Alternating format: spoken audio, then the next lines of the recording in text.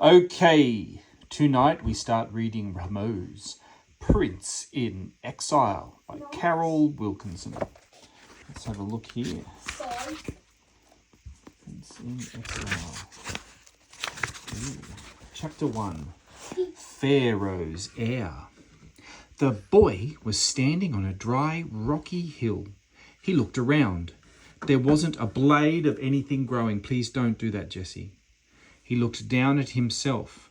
Why were his clothes so dusty, and why was he wearing such awful reed sandals? Where were his red leather ones with the turned-up toes? He heard a mournful chanting drifting up from below. Snaking along in the valley was a procession. At the front was a jackal-headed priest. The sun reflected on gold and jewels. A beautiful coffin on an ornate sled was being pulled by 6 oxen. 6 priests followed behind. They all wore brilliant white robes with leopard skins draped over their shoulders. It was a funeral procession. The boy looked closer. How many loads of funeral goods were there? How many mourners were there? He had a special interest in this funeral. It was his own. Ramose awoke and shivered. He hoped it was a dream, but he was too scared to open his eyes. What if it wasn't? He opened one eye. He could see something green. He opened the other eye. He could see something blue. He sighed with relief. He was in his sleeping chamber. Above him was a bright-coloured wall painting of his father hunting a hippopotamus. His father was standing on a papyrus boat about to throw a spear. The river beneath the boat teemed with fish and eels. The unfortunate hippopotamus, unaware of his fate, wallowed in the mud at the water's edge. The reeds growing on the riverbank were full of birds and butterflies. On the other wall was a painting of the blue-skinned god Amun. Ramose had woken up to these paintings all his life, and he loved them. He didn't see his father very often in the flesh, but he had the painting to look at. And Amun, king of the gods, was always there watching over him while he slept. Through the window, Ramose could see the date palms and tamarisk trees in his own private courtyard. He got up from his bed and walked outside. The air was already warm, even though it was early. He climbed...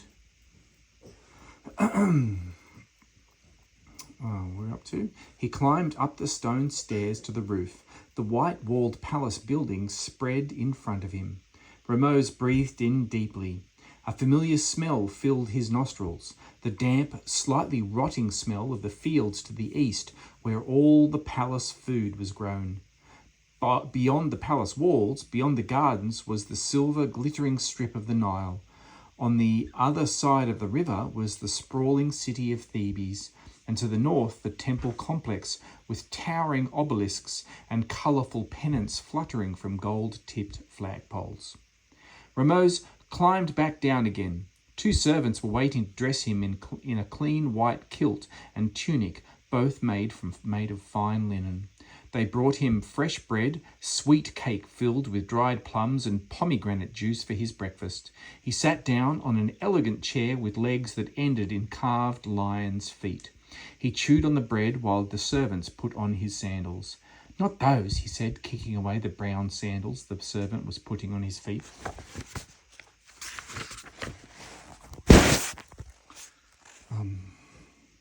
"I want the red leather ones with the turned-up toes." One of the servants spilt a few drops of juice on the floor. "You're a clumsy fool," said Ramose crossly, "and this bread is too hard. Tell the baker I like it softer." Hariah came in with Topi, his pet monkey. The animal screeched, ran over and snatched the bread from his mouth. Ramose laughed. "I dreamt I was watching my own funeral procession, Hariah." Ramose's smile faded as he remembered his dream again. "What does that mean?" Hariah was the royal children's nanny. She had also been their father's nanny. She was now an old woman with greying hair. Hariah knew all about dreams. Dreaming of your own death is a good omen, said the old woman, fiddling with the small flask-shaped amulet she always wore around her neck. It means you will have a long life. She smiled fondly at the boy. Ramose was relieved. Hariah had once kept him away from the river for a month because he dreamt that he was drinking a cup of green water. She thought that was a very bad dream that meant he would die from drowning. Haven't you finished yet? Ramose snapped at the servant who was combing his hair. He pushed the servant away roughly and took Topi in his arms. The monkey wrapped its tail around Ramose's arm like a furry bracelet. Ramose went out into the corridor. He was in a mood for a game. He entered the western hall. It contained nothing but 6 enormous stone columns made of red granite brought all the way from Kush. They were so big that 3 men clasping hands wouldn't have been able to reach around one of them. The columns reached high above him, higher than the palm trees. Their tops were decorated to look like giant papyrus reeds, but painted bright red colours, red, blue and yellow. Ramose didn't feel dwarfed by the giant columns. He'd been walking beneath them all his life. The palace was a lonely place these days. His father was away on a campaign in Kush, or was it Punt? Ramose's father was away on campaigns most of the time, and Ramose often forgot exactly where he was. And his brothers were gone. Wadsmose, his elder brother, had died in a chariot accident 3 years ago while he was doing military service in Memphis, the city in the north of Egypt. Amenemose, who had been only a year older than Ramose, had got some sort of stomach sickness after eating stuffed ibex and had died the year before. His mother was only a distant memory. Now there was only him and his sister, Hatshepsut. Apart from the Tuthmosis, of course, his snivelling little half-brother, and the brat's ugly mother, Mutnofret. They kept to their own part of the palace, thank Amun. Hopefully, they'd be soon going to the women's palace at Abu Ghurab for the winter months. The only people he passed in the hall were servants. They all looked down as they passed him. They weren't allowed to look into his eyes. He liked to turn towards them quickly so that he could catch them out. If they did look him in the eye, they had to get down on their knees and beg for his forgiveness. He came to his sister's apartments. She was still in her robing room. "Come and play with me, Penu," he called out to his sister, using the nickname he called her by, which meant mouse. "I'm too old for games," she replied from the depth of her room. "Go and play with your silly monkey." Ramose was about to go in and pull her hair, but one of his sister's companions stopped him. "You can't go into your sister's chambers," she said. Ramose didn't argue. His sister's companions were sterner than the guards. They weren't servants, but daughters of his father's officials, and they treated Hatshepsut as if she was a delicate vase that could easily break. He left his sister's rooms.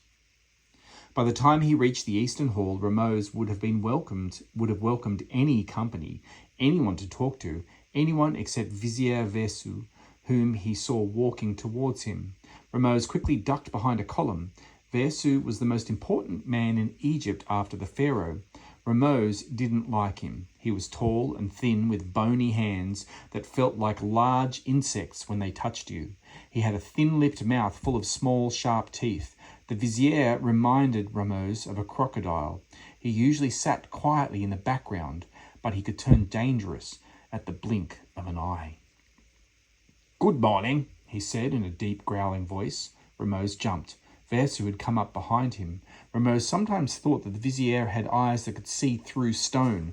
"I hope your highness had a restful night."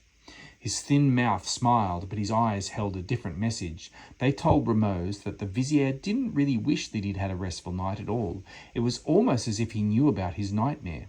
Topi growled. He didn't like Versu either. "I slept extremely well, vizier. I'm most refreshed." Ramose continued down the corridor and out into the garden. He sat by the lotus pool while Topi ran up the palm trees to get dates. Remembering his dream had made Ramose feel uneasy. Kenabon, Ramose's tutor, came into the garden. He was a young man with a pleasant face that was usually smiling. "It's time for your lessons, Highness," he said, bowing to the boy. Ramose liked his tutor a lot, but that didn't mean that he liked his lessons. "I'm not doing any lessons today," Ramose said, folding his arms crossly. "I want to go down to the river to fish instead."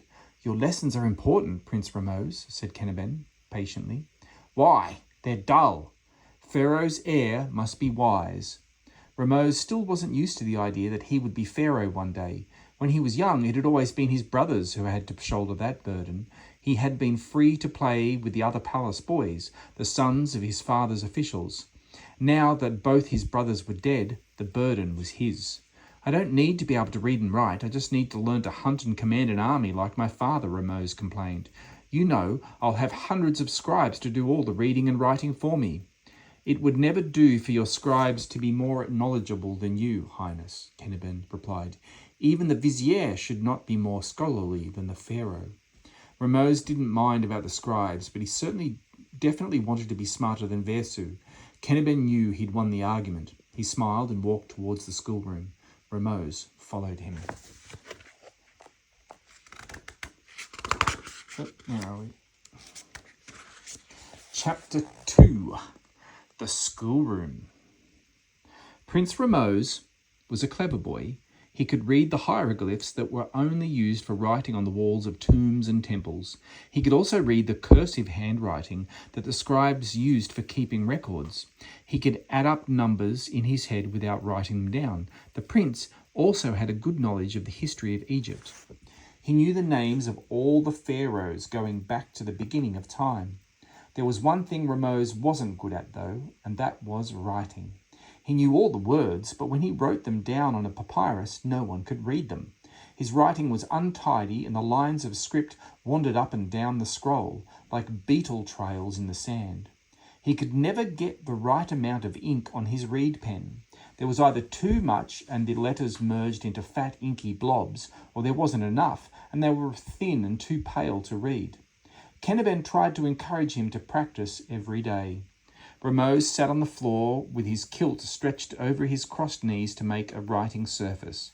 Princess Hatshepsut came into the schoolroom, followed by two of her companions. Ramose smiled at his sister. She didn't sit on a reed mat on the floor. She took her place on a chair carved with lotuses, straightening her dress around her and arranging her long hair until she looked like one of the goddesses painted on the temple walls. She was only 13 years old, just 2 years older than Ramose, and still with a girlish face. But her manner was like that of a grown woman. She moved so gracefully, spoke so quietly, and never wanted to do anything silly. "Why do you come to the schoolroom every day?" "Penu," he asked his sister, "girls don't have to learn to read or write. If I didn't have to learn, I'd be out doing something more interesting." "I think it's important to learn the scribal skills," said Hatshepsut, taking her pens and palette from her servant.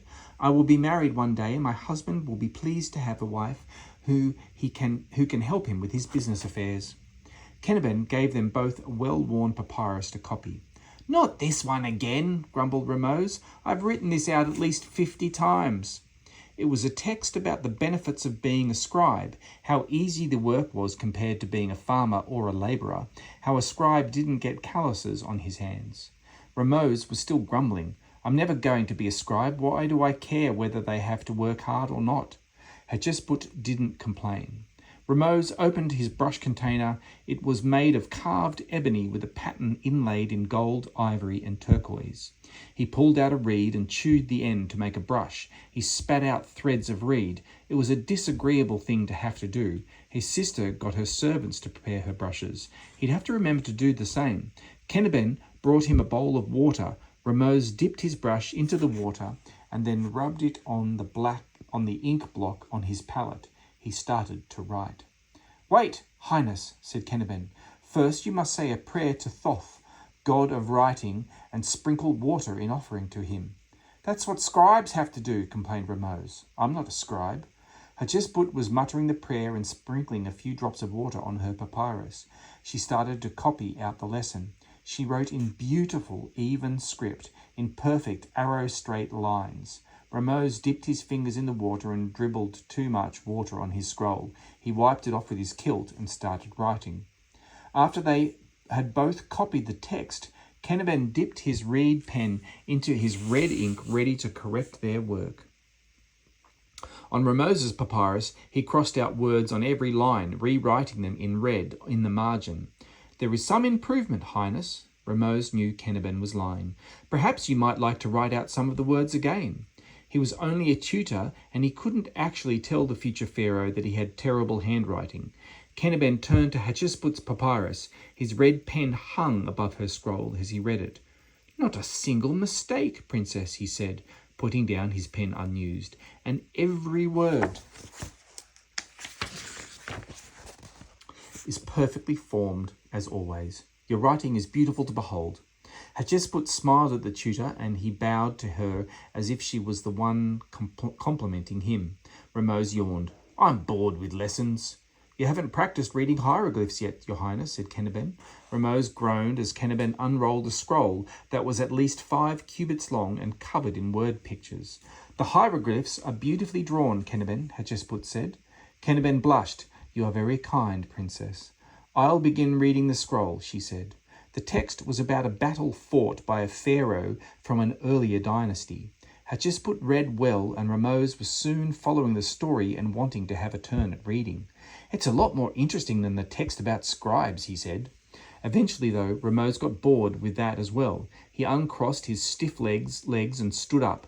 He had ink spots on his kilt. "I've had enough lessons. I'm going down the river to play at naval battles. Do you want to come, Penu?" His sister laughed. "I'd have skin as dark as a peasant girl's if I went outside as often as you want me to," she said. "I prefer to stay indoors." A few years ago, she would have been as keen as Ramose to pretend the ibis were enemy soldiers and throw papyrus stalk spears at them.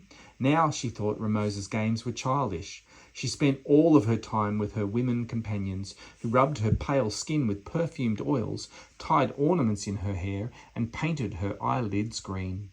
Ramose walked quickly along the path that led to the river. 3 servants hurried after him. One had a fan to cool the prince if he got hot. Another carried a chair in case he felt like sitting down. Another brought a water jar and some grapes. Ramose made one of them get into the river and pretend he was a hippopotamus so that he had something to hunt.